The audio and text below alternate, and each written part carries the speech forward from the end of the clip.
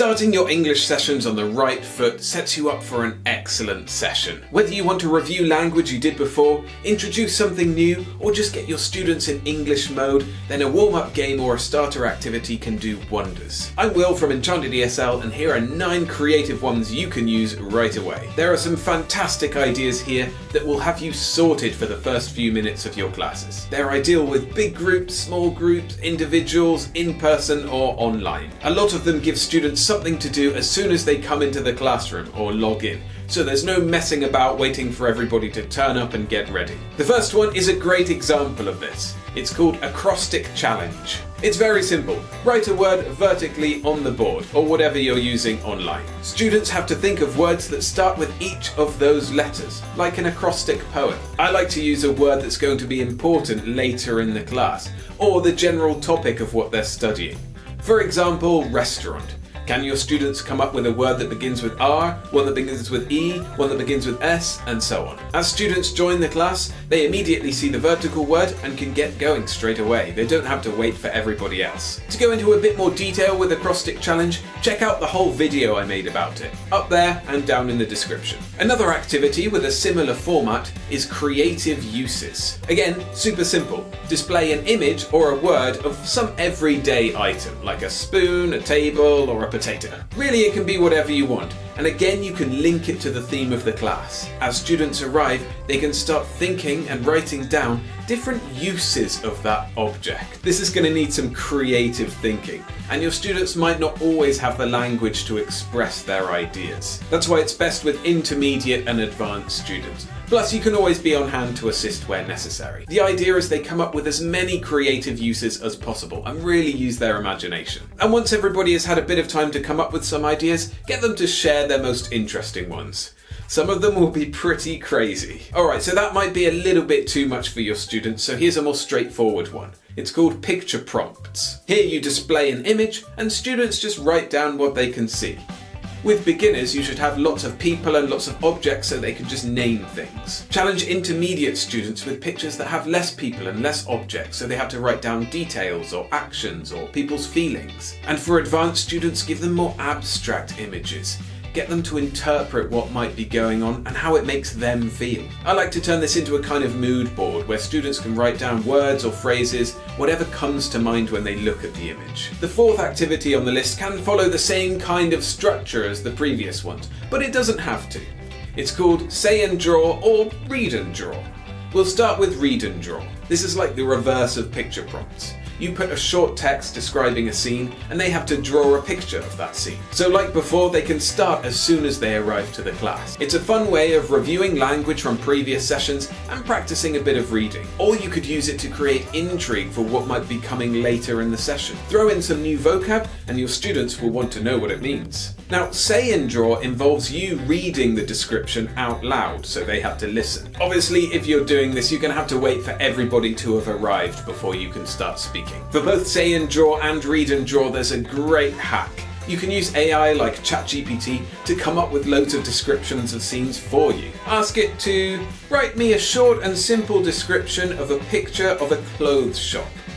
That was easy. Even better, write me a short and simple description of a clothes shop and include these words: scarf, gloves, boots, and waterproof coat. Now, often the output is way too advanced, but you can specifically ask it to write the description using language that a beginner ESL student can understand. And even if your students are a bit more advanced than that, asking it for beginner-friendly language is usually a good idea. The AI tends to be a bit verbose and wordy, and you might want to edit a few words in and out. But there you have quick and easy, unlimited prompts for this activity. For more on how to get the best out of Say and Draw, check out the video I made up there and down in the description. Number 5 is Simon Says, a game everybody knows, but you can actually use it to start your session with a bit of classroom management. As you can imagine, it's best with kids, but you can use it with older students too. So when students come into the class, get them to stay standing up, or if they connect online, tell them not to do anything quite yet, because you're going to start saying commands as if you were playing Simon Says. Now in the game, if they mess up, then they have to sit down or they're out or whatever, but I prefer not to use this rule. Let them just keep on playing. And you can get them to do all sorts of things. You can review previous vocabulary like Simon says, play tennis, and they have to mime playing tennis, or whatever you want to do. As other students enter the room or log in, they'll quickly pick it up and soon you'll have everyone following along. Have a bit of fun with it, and then you can smoothly transition into a really great calm start to your lesson. You have their attention, so you can get them to do things like, Simon says, sit down. Simon says, get your books and put them on the table. Simon says, put your finger to your lips, and Simon says, relax. Magic. Just beware that if you use this too often, especially with older kids, they'll cotton on and start getting immune to it. So I'd use it sparingly or the effect will wear off. Another way of managing students as they enter the class is to use alphabet race. Before they enter, get them to line up outside ideally if you have space. Obviously if you're teaching online you're not going to be able to do this part, but you can still play alphabet race. Or if you have an individual or a small group, you don't need them to line up, you can just get them to play straight away. So the first student in the order says the letter A, the next person says B, the next person says C, and you go all the way along the alphabet. If you want to get them in quickly, as soon as they say their letter, they're allowed to go into the classroom and get ready. Or you can go up and down the line a few times to get a bit more practice in. And with those online or small classes, just get them to practice going through the alphabet a few times. A couple of things to note here. First, keep it varied, especially if they're lining up. Some students will quickly realise that if they get right to the front of the line, then they'll always get to say the letter A. If you see this happening, change the letter that you start at, or just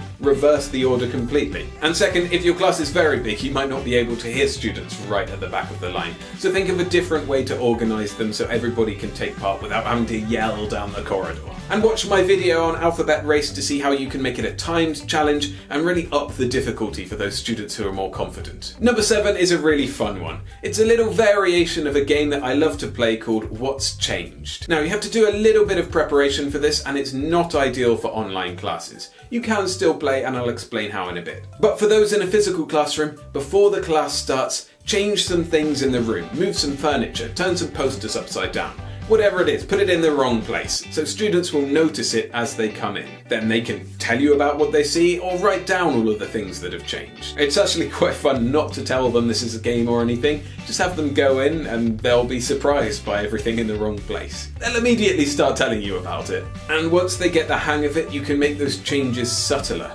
They'll be used to looking out for things and you'll have them scouring the classroom, seeing what tiny detail have you changed this time. Just make sure they don't change anything back to its original state before everyone has had a chance to look. So if you are teaching online and you want to use this, the first thing you can do is just change things behind you in your camera shot. The other way is to have a shared slide with loads of images on it that you can move around, and you look at this slide quite regularly. And then at the start of each session, maybe you add some things, take things away, move them around, and students can say what has changed. The 8th activity is for speaking practice. It's called Would You Rather. Display a would you rather question that will provoke some debate. The most famous example of this is, would you rather fight 10 duck-sized lions or 1 lion-sized duck? You can make your own prompts which are more or less silly, and you can relate them to the things that students are learning. Another example is, would you rather go to the moon or the bottom of the ocean? As students arrive, they read the prompt and can immediately start discussing with each other and with you. And once everybody has had a bit of time to chat, draw the conversation to a close with a vote on who would choose which option. You can be really creative with these prompts. They're fantastic for conversation classes. And if you want more prompts and ideas like this, I have a whole eBook packed full of them. There are dozens of would you rather prompts in there. And you can find out more and even get your hands on a copy of the ebook by going down in the description and finding the links that I've put there for you. And now we get to the 9th activity, the last one on the list, which is Countdown. Countdown is a hugely popular British TV show which has a letters round. And that's what we're going to be using. You get 9 random letters and 30 seconds to make the longest word possible out of those letters. It's essentially doing anagrams under pressure. You can head to this website, which I'll link in the description, to get free automated selections of letters, or just choose your own. It might be better to pick the letters with lower level students because when the random ones come up, they can be really tough. A great idea is to have all of the letters displayed when students are coming in or logging on, but don't start the timer until everyone is there. That means all the students get 30 seconds, but those who arrive early get a bit of extra time. Plus, the countdown music is a brilliant way of focusing students' attention. When it runs out, they know they have to be ready to go. And when it does, you can share the words and find out who made the longest one. And as you might expect, I have a full video on how you can play Countdown. It is up there and down in the description. And it's also in my video of 7 games for spelling and letters in ESL. That is right there, so go watch it. But for now, I've been Will from Enchanted ESL, wishing you all the joy and success in your teaching. See ya!